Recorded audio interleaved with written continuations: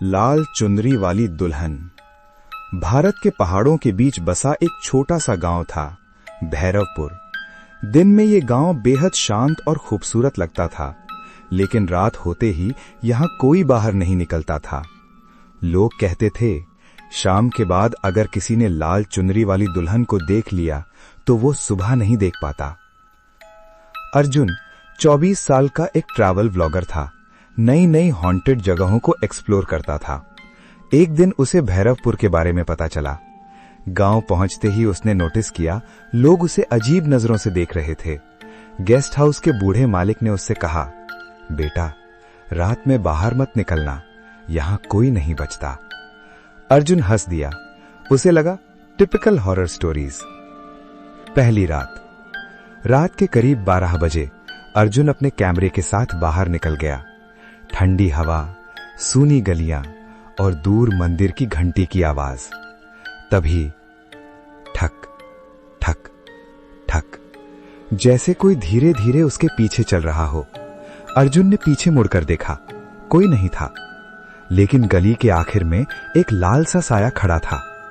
एक औरत लाल चुनरी में, सर झुकाए। अर्जुन ने कैमरा उठाया, लेकिन जैसे ही उसने जूम किया, वो साया गायब हो गया। रहस्य। अगले दिन अर्जुन ने गांव वालों से पूछा, लेकिन सब चुप रहे। आखिरकार एक बूढ़ी औरत ने धीरे से कहा, वो राधिका है, दुल्हन। 10 साल पहले राधिका की शादी थी।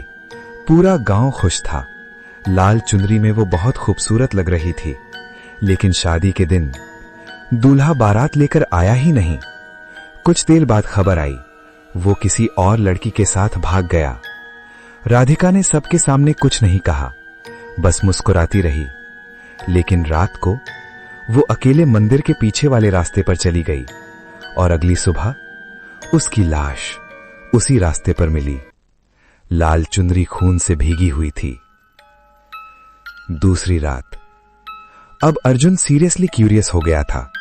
उस रात वो फिर बाहर निकला। इस बार कैमरा ऑन था। फिर वही आवाज, ठक ठक ठक। लेकिन इस बार आवाज उसके पीछे नहीं, बल्कि सामने से आ रही थी।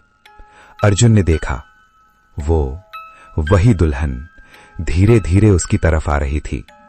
उसका चेहरा घूंघट से ढका था और हवा में एक अजीब सी खुशबू थी, गुलाब और खून की मिली जुली। अर्जुन वहीं खड़ा रह गया। दुल्हन उसके सामने आकर रुक गई। फिर धीरे धीरे उसने अपना घूंघट उठाया और अर्जुन की सांस रुक गई। उसका चेहरा आधा सड़ा हुआ, आंखें काली और होंठों पर एक डरावनी मुस्कान। तुम आ गए? उसने धीमे से कहा। अर्जुन पीछे हटने लगा। नहीं, मैं नहीं। लेकिन उसके पैरों के नीचे की जमीन जैसे उसे पकड़ रही थी। अचानक अर्जुन के दिमाग में कुछ फ्लैश हुआ। वो तस्वीरें जो उसने दिन में मंदिर के पास खींची थी। एक फोटो में उसके पीछे वही दुल्हन खड़ी थी, मतलब वो उसे पहले से देख रही थी। दुल्हन धीरे धीरे उसके करीब आई। तुम मुझे छोड़कर क्यों गए? अर्जुन चिल्लाया, मैं तुम्हारा दुल्हा नहीं हूं। लेकिन दुल्हन हंसी। हर बार वही कहते हो। तभी अर्जुन ने देखा, उसके हाथ में एक पुरानी अंगूठी थी। वही अंगूठी जो उसने दिन में रास्ते से उठाई थी। अचानक अर्जुन को सब समझ आ गया। जिसने भी उस अंगूठी को छुआ, वो दुल्हन के लिए उसका दूल्हा बन जाता था। अगली सुबह गांव वाले मंदिर के रास्ते पर इकट्ठा हुए। वहां अर्जुन की लाश पड़ी थी, लाल चुनरी में लिपटी हुई, और उसके चेहरे पर वही मुस्कान थी जो उस दुल्हन के चेहरे पर होती थी। कहते हैं अब भैरवपुर में एक नहीं, 2 दुल्हनें भटकती हैं। एक जो इंतजार कर रही है और दूसरी जो कभी बच नहीं पाई।